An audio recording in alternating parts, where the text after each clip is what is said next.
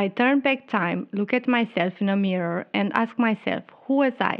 I was a naive child, a child who needed love and security. My childhood was peaceful, without material lacks.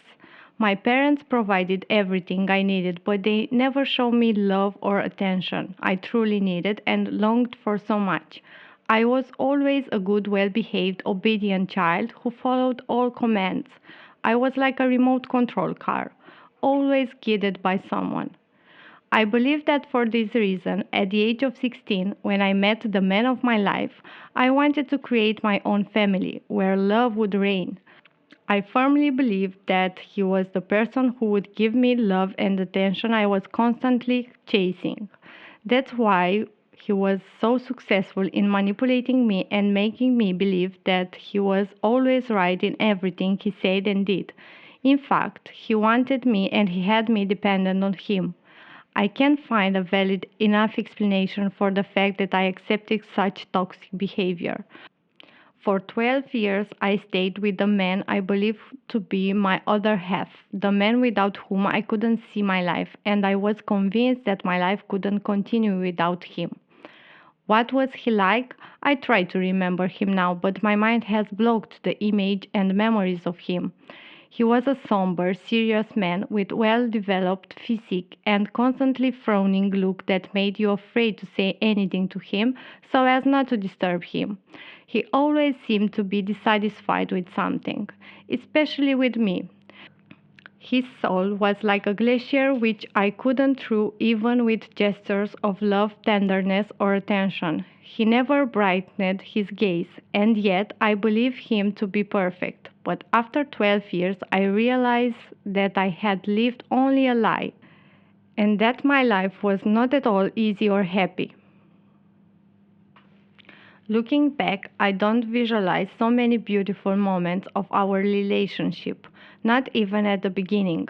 Probably the fame and success he had in abundance during the time I met him made me not to see the other very important aspects. However, what I can remember from our beginning is that first episode of physical violence. It appeared right in the first 2 years of our relationship. I remember him being very aggressive. I was so afraid of him that I hid under the kitchen table. Thus followed many years with many episodes of this kind, but I cannot describe the action itself because I cannot remember the way in which he hit me. Somehow my mind has blocked this episode. Although I look at the picture with the wounds he inflicted on my body, including on my face, I cannot remember, and so many years passed. I came to believe that this is what a normal life consists of. But as a specialist, I frequently participated in numerous conferences on the topic of domestic violence. Every time I left such an event, something ignited in me. I lived at maximum level the feeling of frustration because I was myself a victim of domestic violence without being aware and without making an effort not to be anymore. I didn't have the courage or the power to act until one day when I chose myself. March 31, 2023 was the day my life changed, the day I opened my wings and wanted to fly and be happy. I didn't think for a second about the past, about the difficulties that would follow, nor did I anticipate any stage. I gained courage, opened my wings, and wanted to explore the world, to know the true joys of life. Something told me that life is much more beautiful, and I have not yet reached even half of its intensity. But how did I come to this assumption? Hard to say. I wanted to be me and my child, whom I love and I love extremely much, and I was convinced that he would give me strength. And so long as I'm with him, nothing is difficult and impossible. I didn't believe that the father of my child would become so bad and that the man I stayed with almost half of my life had turned into the harshest man and that he would start the ugliest war with me. Many extremely difficult periods followed for me as a mother. He tried to take my child away at any cost and kept me away from him for a long time. I remember even now, 21 days was the longest I was separated from him. It felt like an eternity and one of the ugliest periods of my life. I slept with his clothes to feel his sand and gain strength. In those moments without my child, I felt exactly like an aggressive tiger kept in a cage without being able to exert its power. I was a mother, but without a child. I searched for my child and I couldn't find him. He kept him hidden from me.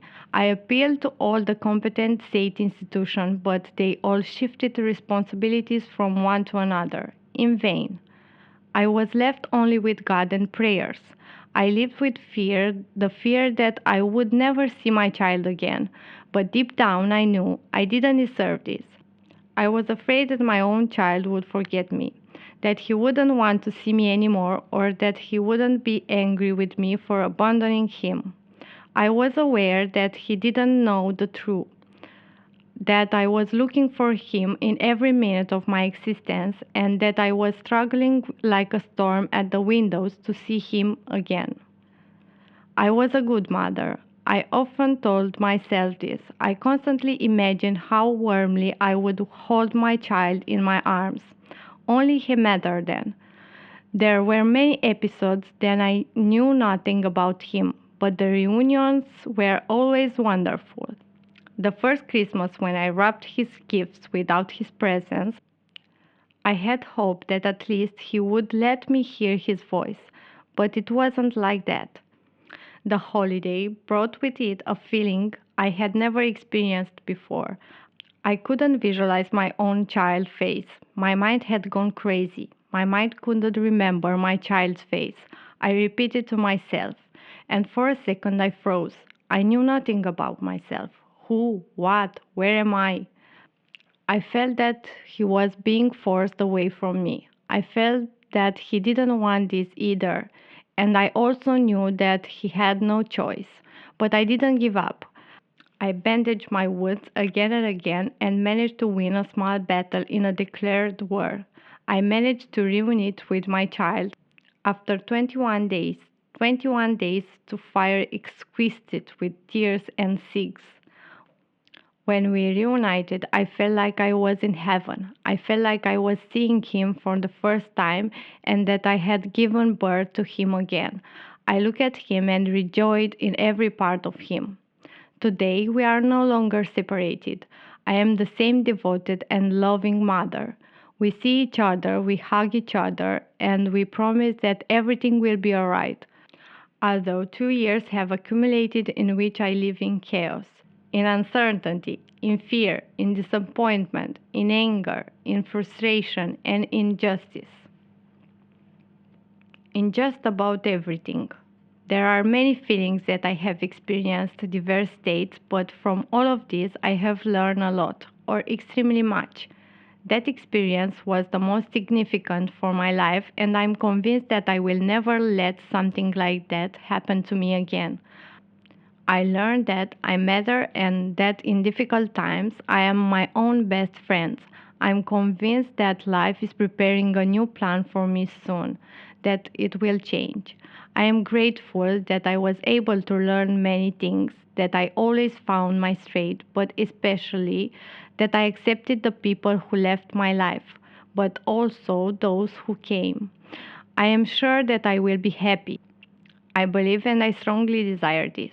In many difficult situations I find myself in, I always find the strength to move forward and to manage in any situation, as long as I have my child by my side, the golden rule. And with all of this, the most important thing I learned is that I'm stronger than I thought, much stronger. A mother, Loredana.